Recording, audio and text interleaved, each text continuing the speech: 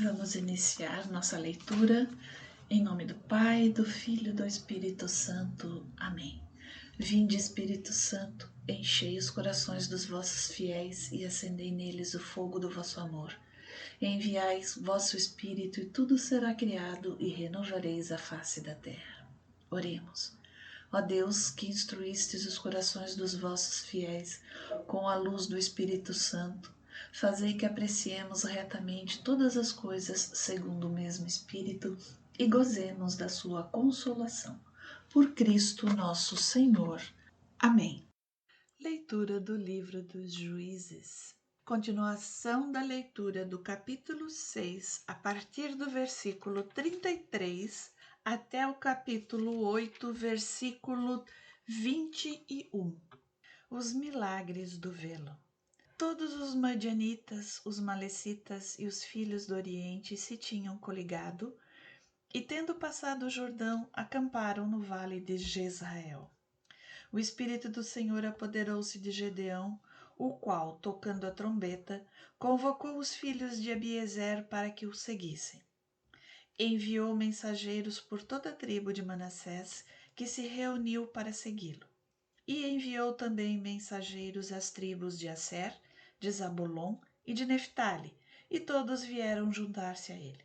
Gedeão disse a Deus: Se quereis realmente salvar Israel por meio de minha mão, como o dissestes, eis que vou estender um velo de lã na eira. Se o orvalho cair só no velo, ficando toda a terra seca, reconhecerei que é por minha mão que livrareis Israel, como dissestes. E assim aconteceu. Levantando-se Gideão no dia seguinte pela manhã, espremeu a lã e encheu um copo de orvalho. Gedeão disse de novo a Deus: Não se acenda contra mim a vossa cólera, se vos falo ainda uma vez. Só quero fazer mais uma prova com o velo. Peço que só a lã fique seca e o orvalho molhe toda a terra em redor. E Deus assim o fez naquela noite. Só o velo ficou seco, enquanto todo o solo estava coberto de orvalho. Vitória sobre os madianitas. Jerobaal, isto é, Gedeão, levantando-se no dia seguinte bem cedo, foi acampar na fonte de Arade com todo o povo que o acompanhava. O acampamento madianita encontrava-se ao norte da coluna de Moré, na planície. O Senhor disse a Gedeão: A gente que levas contigo é numerosa demais para que eu entregue Madiã em suas mãos. Israel poderia gloriar-se à minha custa, dizendo: Foi a minha mão que me livrou. Manda, pois, publicar este aviso para que todos o ouçam. Quem for medroso ou tímido, volte para trás e deixe a montanha de Gilboé. 22.000 homens voltaram, ficando ainda 10.000. O Senhor disse a Gedeão: Ainda há gente demais. Faze-os descer às águas e ali farei uma escolha. Aquele que eu te disser que irá contigo, este te seguirá, e aquele que eu não te designar, ficará. Gedeão fez, pois, descer o povo junto às águas, e o Senhor disse-lhe: Porás à parte todos aqueles que lamberem a água com a língua, como faz o cão, e de outro lado, aqueles que se puserem de joelho para beber. Ora, o número dos que lamberam a água, levando-a com a mão à boca, foi de 300 homens. Todo o resto do povo se pusera de joelhos para beber. O Senhor disse a Gedeão: Com os 300 homens que lamberam a água, vos salvarei e entregarei Madiã nas tuas mãos. Todo o resto do povo volte para sua casa. Gedeão guardou os víveres do povo e suas trombetas e despediu todos os israelitas, cada um para sua tenda, só conservando os 300 homens. O acampamento madianita estava embaixo, na planície. Durante a noite seguinte, o Senhor disse a Gedeão: Levanta-te e ataca o acampamento, porque te entregarei. Todavia, se tens medo de descer só, leva contigo Fara, teu servo. Ouvirás o que eles dizem, e sentir-te-ás assim encorajado para atacar o acampamento. Gedeão desceu, pois, com Fara, seu servo, até onde estavam os postos avançados do acampamento. Ora, os madianitas, os amalecitas e todos os filhos do Oriente estavam espalhados pelo vale, tão numerosos como gafanhotos, e seus camelos eram também inumeráveis como a areia das praias. No momento em que Gedeão se aproximou, um homem estava justamente contando um sonho ao seu companheiro. Eis, dizia ele, o sonho que tive. Um pão de cevada rolava sobre o acampamento de Madiã e, chocando-se com a tenda, lançou-a completamente por terra. O companheiro respondeu: Isso não é outra coisa senão a espada de Gedeão, filho de Joás, o israelita. Deus entregou em suas mãos Madiã e todo o acampamento.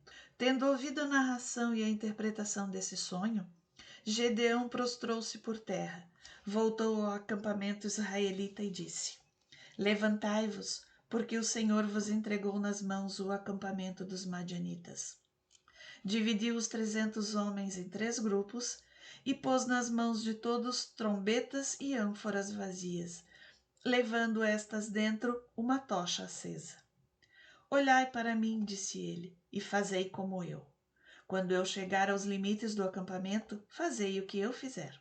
Tocarei a trombeta com aqueles que me acompanham, e então tocareis também as vossas em volta de todo o acampamento, gritando, pelo Senhor e por Gedeão. Gedeão, com seus 100 homens, chegou aos limites do acampamento no princípio da segunda vigília, quando se rendiam as sentinelas e começaram a tocar as trombetas, quebrando ao mesmo tempo as ânforas que tinham na mão. Então os 3 batalhões tocaram também as trombetas e quebraram as ânforas, tomando as tochas na mão esquerda e as trombetas na direita para tocar, gritaram: A espada pelo Senhor e por Gedeão. Cada um ficou em seu lugar ao redor do acampamento. Todo o acampamento se pôs a correr e fugiram, gritando. Os 300 homens continuavam a tocar as trombetas, enquanto por todo o acampamento o Senhor fez com que os madianitas voltassem a espada uns contra os outros, e o exército fugiu até Bet-seta, para os lados de Sarera, e até os limites de Abel-meula, junto de Tebate. Juntaram-se então aos israelitas as tribos de Neftali e de Asser e de todo o Manassés, e perseguiram os madianitas. Gedeão enviou mensageiros por todo o monte de Efraim para dizer: Descei ao encontro dos madianitas e cortai-lhes a passagem das águas até Bet-bera e até os vales do Jordão. Juntaram-se, pois, os homens de Efraim e ocuparam as passagens até Bet-bera e igualmente os vales do Jordão. Tendo capturado 2 chefes madianitas, Oreb e Zebe, mataram Oreb no rochedo de Oreb e Zebe no lagar de Zebe. E continuaram a perseguir os madianitas, levando as cabeças de Oreb e de Zebe a Gedeão, no outro lado do Jordão. Os homens de Efraim disseram a Gedeão: Por que nos trataste assim, não nos chamando a pelejar contigo contra Madiã? E houve entre eles uma violenta discussão. Gedeão respondeu-lhes: Que fiz eu ao lado do que vós fizestes? Porventura não valem mais os cachos de Efraim que as vindimas de Abiezer? Foi nas vossas mãos que o Senhor entregou os príncipes de Madiã, Oreb e Zebe. Que pude eu, pois, fazer em comparação do que vós fizestes? E com estas palavras aquietaram-se. Vitórias na Transjordânia. Gedeão chegou ao Jordão e passou com seus 300 homens, continuando a perseguir o inimigo, apesar de sua fadiga. Chegando a Socote, disse aos seus moradores: Dai, peço-vos, pão aos homens que me acompanham, porque estão muito cansados. Estou perseguindo Zebeia e Salmana, reis de Madiã.